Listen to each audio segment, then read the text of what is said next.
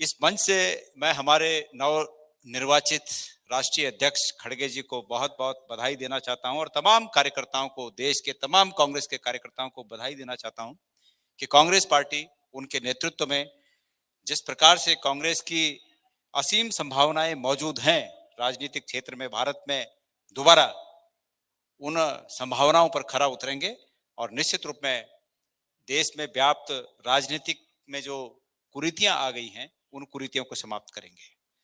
अब आपने कहा कि इसको कैसे देखते हैं, मैंने कहा कि हम बहुत संभावना के साथ इस बात को देख रहे हैं कि खड़गे जी अध्यक्ष के रूप में आए हैं और जिस प्रकार से उनका राजनीतिक करियर रहा, राजनीति का अनुभव रहा, देश की नब्ज को वो बहुत गहरे तक उस पर पैठ रखते हैं, जानकारी रखते हैं, कार्यकर्ताओं से रूबरू होते हैं, मिलते हैं, तो निश्चित रूप में इस बात का कांग्रेस को फायदा मिलेगा और ये आगे आने वाले समय में दृष्टिगोचर होगा। गणेश जी, ये तो एक बड़ी इंपॉर्टेंट बात है कि अभी इतना बड़ा डिसीजन हुआ है और आई एम श्योर काफी कांग्रेस कैंप में एक्साइटमेंट होगा। लेकिन मेरा सवाल उत्तराखंड को लेके, उत्तराखंड में जो कांग्रेस का अभी भी जो मैं नहीं कह रहा नामो निशान मिट गया, ये बहुत वैसी बात है, लेकिन जिस तरह से अपोजिशन का रोल उत्तराखंड में कांग्रेस को निभाना चाहिए वो कहीं सड़क या कहीं और दिखाई नहीं दे रहा है। और अपोजिशन जो है उसकी वॉइस, चाहे अभी स्पेस दिया है न्यूज एशिया ने, लेकिन जो अपोजिशन का रोल है वो सही तरह से मैनेज नहीं हो पा रहा है, सही तरह से आ नहीं पा रही है बात।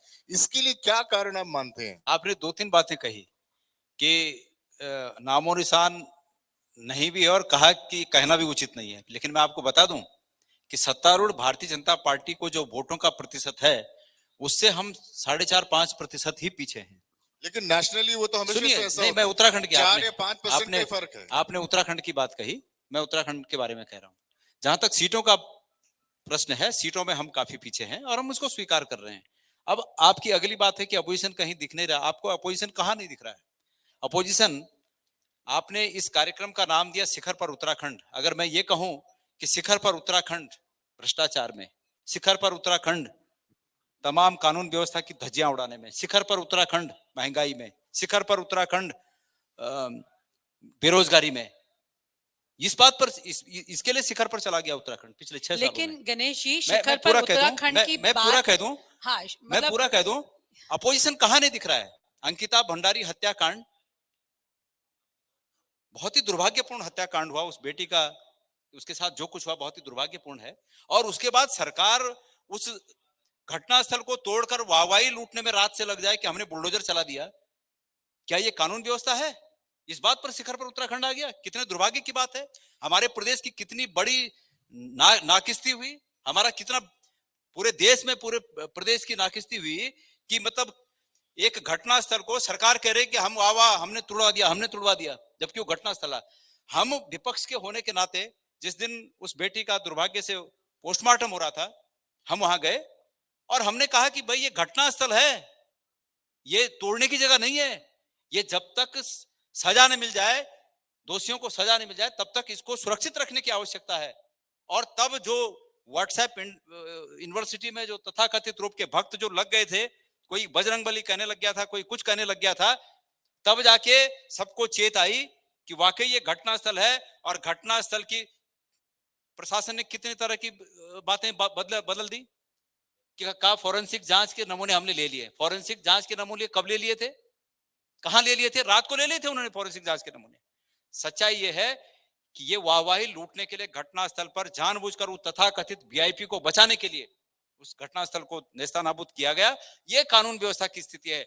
बेरोजगारी की स्थिति आप जाके देख लीजिए परेड ग्राउंड और उसके आसपास। लेकिन भ्रष्टाचार के आरोप तो कांग्रेस की सरकार के दौरान भी बहुत लगते थे। मैंने खुद कई बार रिपोर्ट कवर की ऐसा है, ठीक है। और उसकी वजह से सरकार ना सिर्फ घिरी बल्कि गिरी, ये भी बड़ी बात है, उसको कैसे भूल सकते हैं। और शिखर पर उत्तराखंड, हम उत्तराखंड की बात कर रहे हैं, हम किसी पार्टी की बात नहीं कर रहे हैं गणेश जी। ठीक है। सबसे बड़ी बात ये, यहाँ पे तमाम वो लोग मौजूद थे जो सिर्फ पार्टी से नहीं थे बल्कि उत्तराखंड की शान है।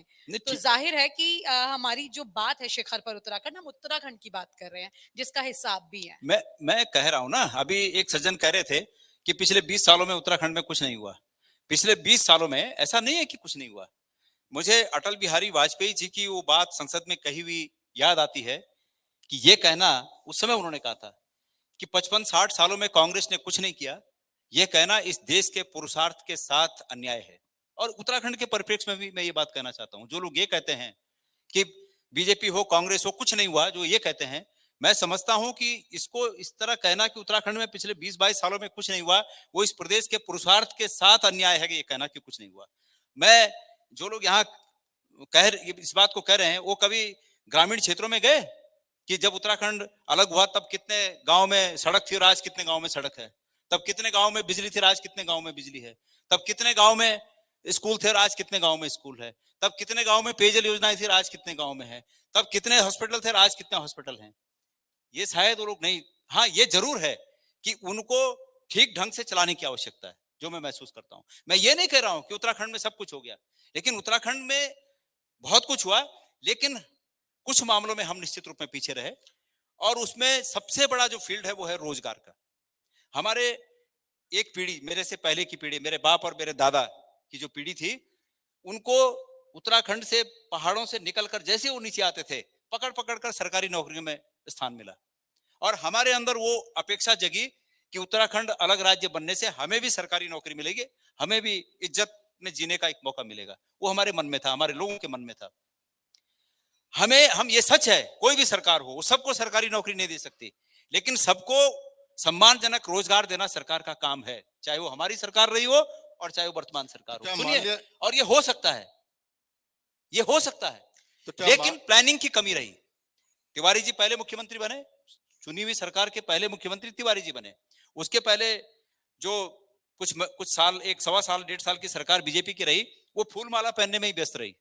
तिवारी जी जब पहले मुख्यमंत्री बने तो तिवारी जी ने प्लेन्स में काफी डेवलपमेंट हुआ, हरिद्वार, देहरादून, उधम सिंह नगर, सिडकुल के तमाम स्थापनाएं हुई। लेकिन मैं ये मानता हूं कि पहाड़ों के बारे में सिर्फ इंफ्रास्ट्रक्चर डेवलपमेंट से कुछ नहीं होता। उसके अलावा, इंफ्रास्ट्रक्चर डेवलपमेंट के अलावा जो सस्टेनेबल डेवलपमेंट की यहाँ पर बात चल रही थी, उसकी आवश्यकता थी, वो नहीं हुआ, उसको मैं स्वीकार करता हूं। लेकिन उसके बाद की सरकारों ने तो और ज्यादा नीचे कर दिया मामला, और ज्यादा ग्राफ गिर गया पहाड़ों में। इसलिए मैंने ये समझा कि हरीश रावत जी पहाड़ के प्रति एक विशेष लगाव रखते हैं, और मुझे ऐसा लगता है कि उन्हें अगर 5 साल का एक मुश्त, मतलब वो रोज कुर्सी खींचने वाला मौका नहीं, ऐसा मौका कि जिसमें ये फिक्र न रहे कि रोज कुर्सी का एक पैर ढीला होने वाला है, ऐसी फिक्र न हो, तो पहाड़ों के बारे में। पैर जो ढीला करते हैं ये तो खुद कांग्रेस में अपने नेता करते हैं। पहाड़, देखिए पहाड़ों को वो ज्यादा समझते हैं। और आपने जो कहा कि अपने लोग ढीला करते हैं, मैं मानता हूं इस बात को। उस समय किसने ढीली की? अपने लोगों ने ढीली की। लोगों की अपनी अपनी महत्वाकांक्षाएं जाग जाती हैं। देखिए, हमको लोग विधायक बनाते हैं तो हमें लगता है कि हम तो बहुत पीछे हो गए, हम मंत्री नहीं बन पाए। लेकिन हम ये भूल जाते हैं कि जिन्होंने हमें वोट दिया है कि उनके घर का चूल्हा भी ठीक से जल पाए, इस उम्मीद में जिन्होंने वोट दिया, हम उनको भूल जाते हैं। तो बाकी ऐसा है कि उसके बावजूद जनता ने जो चुनाव किया वो आपके सामने है। तो अंततोगत्वा सब कुछ जनता का है।